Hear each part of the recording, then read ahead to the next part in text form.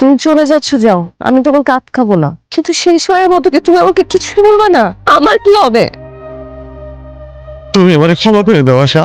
ছোট্ট সুখের একটা সংসার দেওয়ার প্রতিশ্রুতি দিয়া 5 বছর আগে আমি তোমার বিয়ে করছিলাম। আমি তোমার সুন্দর জীবনটারে নষ্ট করে দিছি। আমি তোমার হতভাগ্য স্বামী, যে তোমার ভালোবাসা দেওয়ার পরিবর্তে শুধু অপমান আর অসম্মান উপহার দিছি। জানো আশা, আমি পরিবারের লোকদের সারপ্রাইজ দিতে আইসা আমি নিজেই সারপ্রাইজ হয়ে গেছি। আমি জানতাম এতদিন আমি তাদের প্রিয়জন, কিন্তু কোনোদিন বুঝতে পারি নাই আমি তাদের শুধুই প্রয়োজন। আমি তাদের টাকার মেশিন। আমার প্রতি তাদের কোনো মমতা নাই। আমার জীবন, আমার স্বপ্ন, কোনো কিছুর মূল্যই তাদের কাছে নাই। তাদের শুধু টাকা দরকার। তারা শুধু আমার কাছে টাকাটাই চাইলো। আমি তো তোমার কাছে টাকা চাই নাই, আমি তো তোমার কাছে কোনোদিন টাকা পয়সা কিছু চাই নাই। আমি তোমাকে চাইছি, আমি তোমাকে ভালোবাসি, তোমার ভালোবাসা চাইছি। তোমার বুকে মাথা রেখে সারাটা জীবন নিশ্চিন্তে যাতে পার হয়ে যায় সেটা চাইছি। সবার কাছে তোমার প্রয়োজন হলো, আমার কাছে তোমার প্রয়োজন। আমি তোমার কাছে কি চাইছি বলো তো? এই ছোট্ট সংসার। তুমি আমাকে পারবে না একটা ছোট্ট সংসার দিতে? এই 5টা বছর আমি তোমার জন্য অপেক্ষা করছি। আমার অপেক্ষার কি কোনো মূল্য নেই তোমার কাছে? কিভাবে মূল্য থাকবে বলো? তুমি তো আমাকে ভালোই বাসো না।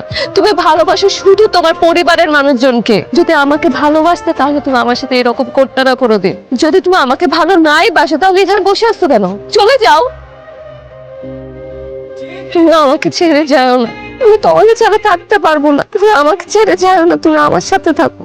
আমিও তোমার অনেক ভালোবাসি আশা, অনেক ভালোবাসি, খুব বেশি ভালোবাসি। আমি তোমার রেখে কোথাও যাইতে চাই না। আমি তোমার এরিয়া ছোট্ট সুখের একটা সংসার করবো। কোথাও যাবো না আশা, আমি কোথাও যাবো। তুমি সত্যি কোথাও যাবে না? আমি রাগের মাথায় তোমাদের সাথে অনেক বিয়াদবি করে ফেলছি। মিয়া ভাই, তুমি আমার মাফ করে দাও। নিজের ভুল বুঝতে পারছো, এটাই বড় কথা। অনুতপ্ত হইতেছো, কিন্তু তুমি যেটা করছো এটা ভুল না, অন্যায়। তবে তুমি তোমার শাশুড়ি আর বউয়ের কথায় বাড়ির মুরব্বীদের সাথে যে বেয়াদবি করছো সেটা ক্ষমার অযোগ্য।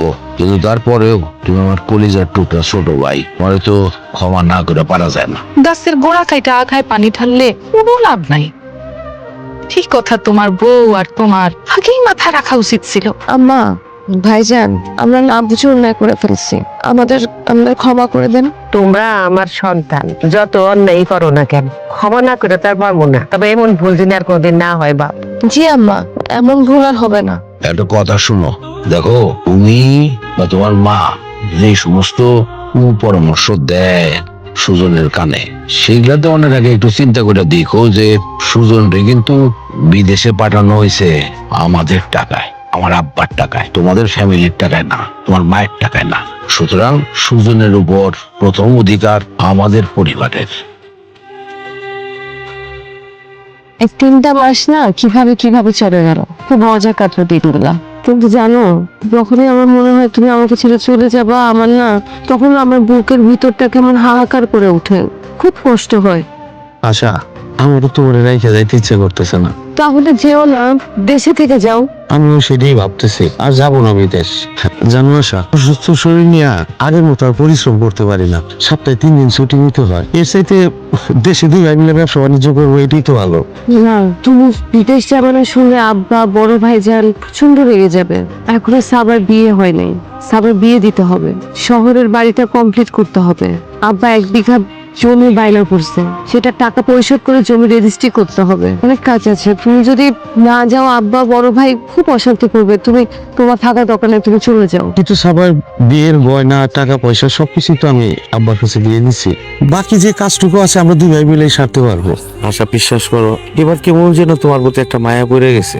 এবার গেলে আমি তোমার রেখে থাকতে পারবো না। আমিও তোমাকে ছেড়ে আর থাকতে পারবো না।